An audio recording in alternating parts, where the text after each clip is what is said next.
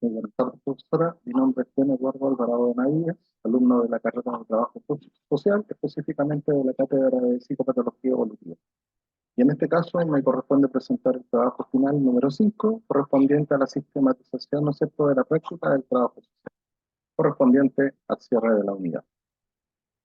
Bueno, vamos a partir este trabajo primero dando la bienvenida a esta presentación sobre la evolución histórica de la psicopatología y su impacto en el campo del trabajo social.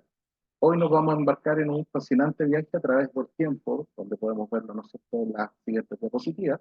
Acá vamos a explorar cómo nuestra comprensión de la salud mental y los trastornos psicológicos han cambiado y evolucionado a lo largo de los años, desde los días en que las enfermedades mentales eran vistas como una maldición o como un castigo divino, hasta los tiempos modernos, ¿no es cierto?, donde hay un enfoque basado en la evidencia científica, en la comprensión holística del ser humano, y veremos cómo vamos avanzando en nuestra comprensión de estos complejos temas.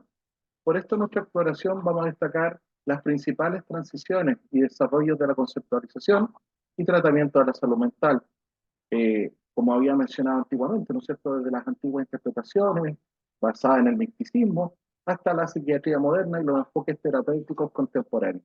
Por ende, vamos a examinar cómo estos cambios han ido influyendo en la metodología y práctica del trabajo social, resaltando la importancia de un enfoque integrador, empático hacia quienes sufren estos trastornos mentales. Bueno, nuestra exploración comienza con una mirada de la evolución histórica del concepto de salud, ¿cierto? Como podemos ver en nuestra línea del tiempo, esta línea del tiempo que fue diseñada por quien habla, ¿no es cierto? Que de ahí nos vamos a ir refiriendo más adelante, ¿no es cierto? Para poder ir desarrollando esta línea del tiempo. Bueno, como decía, nuestra mirada comienza una evolución histórica del concepto de salud y enfermedad mental, donde analizaremos cómo percepciones y tratamientos han cambiado de la época de las creencias religiosas, supersticiosas, hasta un enfoque que es más científico y humanista. Vamos a observar cómo el tratamiento de trastornos como la esquizofrenia han progresado desde interpretaciones demoníacas hasta entendimientos basados por la neurobiología y cómo se discute, ¿no es cierto?, en las obras de autores como Caponi y Yarne, ¿no es cierto? Vamos a ir además examinando los diversos modelos teóricos de la psicopatología desde lo biológico hasta lo humanista, y cómo cada uno va aportando una perspectiva única de la comprensión y tratamiento de los trastornos mentales. Por ende, vamos a reflexionar sobre la importancia del DSM-5, ¿no es cierto?, como una herramienta fundamental para la clasificación y el diagnóstico de trastornos mentales, y cómo este manual ha ido influenciando la práctica clínica y la investigación de la psicopatología. Bueno, en la primera línea del tiempo tenemos a las primeras culturas primitivas, ¿no es cierto?, que predominaba la concepción de lo mágico, ¿no es cierto?, del misticismo, como explicar una conducta normal.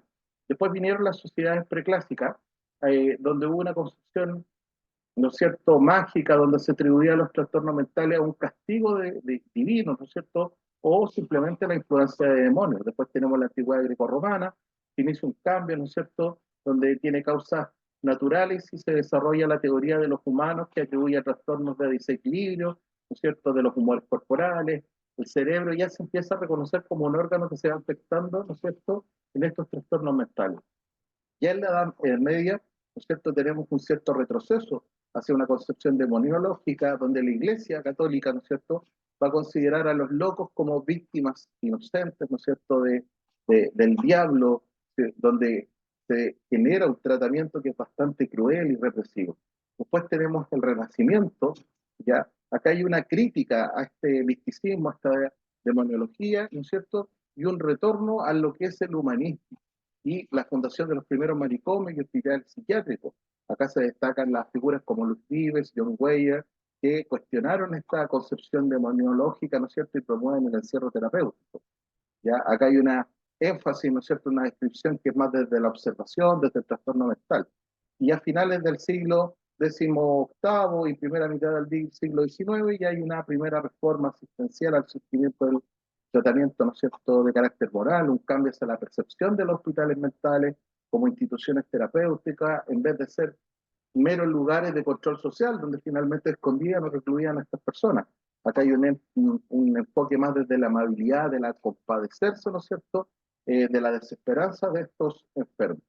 ya sea hacia finales del siglo XIX y primera mitad del siglo XX, ¿no es cierto?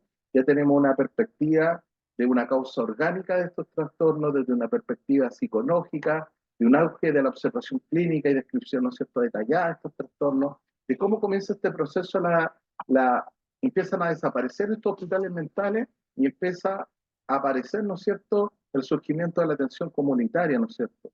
Y finalmente la época actual, donde ya finalmente hay una fragmentación de la psicopatología en diferentes modelos y escuelas, acá ya se establece, ¿no es cierto?, una revolución terapéutica, desaparecen totalmente los hospitales, o casi totalmente los hospitales, ¿no es cierto?, mentales, como los concebíamos, ¿no es cierto?, antiguamente, ¿ya?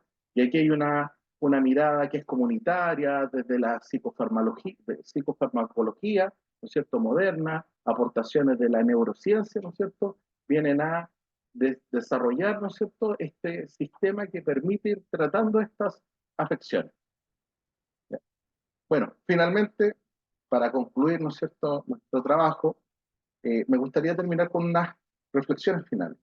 Primero, la evolución de la psicopatología y su influencia en el trabajo social nos muestra un camino lleno de aprendizaje y desafío. Hemos visto cómo la comprensión de los trastornos mentales ha pasado a explicaciones que son sumamente simplistas, a un enfoque que es mucho más complejo, que es más matizado, y acá se destaca la importancia de un tratamiento compasivo, basado netamente en la evidencia.